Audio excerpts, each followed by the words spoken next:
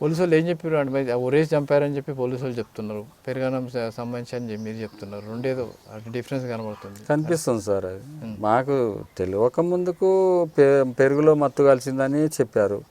ఆ తర్వాత press meet పెట్టి చెప్పినప్పుడు ఊరేసి చంపిందని చెప్తారు. అది చంపిందని అంటే వాళ్ళు సాక్ష్యాధారాలు ఉన్నందుకే కదా సార్ చెప్పింది. నాకైతే నేను ఏం చేసినాను నాకేం తెలియదు. ఊరేస్తుంటే నా పిల్లలు ఊరేస్తుంటే నేను చూస్తే ఊరుకుంటున్నా సార్? నేను చూడలేదు. చూడండి నేను ఎట్లా చెప్తా సార్? ఊరేసి చంపింది, ఇదేసి చంపింది, మందేసి చంపింది అని ఎట్లా చెప్పాలి సార్? చెప్పలేను కదా సార్ నేను. మరి పిల్లలు అక్కడ ఇట్లా పెనుగులాడ చేస్తున్నాం అట్లా ఏం కనబడలేదా మరి? సార్ ఇట్లా ముగ్గురు పిల్లలు ఇట్లా ముదురుకొని పడినట్టు ఉన్నారు సార్. నాకు మా అమ్మాయి కూడా నేను వచ్చినప్పుడు చూసిన ముదురుకొని ఇట్లా సాపుగా పడినట్టు ఉన్నది. ఒక కాలు ముందుకు ఒక కాలు వెనుక ఎట్టున్నది సార్. అట్లనే ఉన్నది. నా పక్కలో వండుకున్నా. నేను నైట్ పని చేసి ఉన్నా కదా సార్. అలసిపోయి ఉంటాము, జల్దీ నిద్రలోకి వెళ్ళిపోయినా నేను. అంతే సార్. ఇప్పుడు నైట్ అయినా అంటే ఒకవేళ ముగ్గురు పిల్లలకు సంబంధించి అంత కదులుతలేదు, కనబడట్లేదు, కదలట్లేదు అని అడగలేదు అప్పుడే అక్కడ? నేను సరే డైలీగా నేను పోయే వరకు ఒక్కొక్కసారి వండుకునేది సార్. అందరూ పండుకున్నాక కూడా నేను పోయి డోర్ కొడితే లేస్తే పిల్లలు తిన్నారా అని అడిగితే తిన్నారు, పండుకున్నారు అని చెప్పేది. నేను అంతవరకే అనుకున్నా సార్. ఈమె చంపుతుంది, ఇది చచ్చిపోయారు అవన్నీ నాకేం తెలియదు కదా సార్.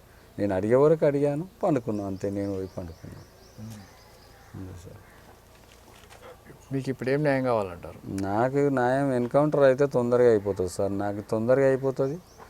నాకు కూడా మనసు తృప్తి అవుతుంది. నేను బతకాలి అనుకుంటే ఉంటా. చంపకపోతే ఇక నేను వాళ్ళకంటే ముందు నేనే పోయేటట్టుగా అనిపిస్తున్నాను. నా ఆశ్చర్య రోజు అయితే బాటిల్ ఎక్కించుకున్నాకైతే ఉండలేకపోతున్నాను. అది సార్. పొద్దున్నే బాటిల్ ఎక్కించుకొని వచ్చాను హాస్పిటల్కి వెళ్ళి.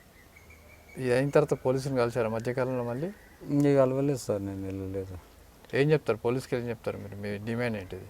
మా డిమాండ్ అడిగితే చెప్తా సార్. నేను చంపేయండి అని చెప్తాను. నేను వదిలేదు సార్. వదిలేస్తే ఇంకోటి తప్పు చేస్తారు సార్. ఆ తప్పు చేయకూడదు, ఇంకోటి తప్పు చేయకూడదు. పచ్చని సంసారంలో నిప్పు పెట్టినోని ఎందుకు వదిలేయాలి సార్? వీళ్ళని చూసి ఇంకోరు నేర్చుకుంటారు సార్. ఎన్కౌంటర్ చేసిందే బెస్ట్ అనిపిస్తుంది సార్ నాకు.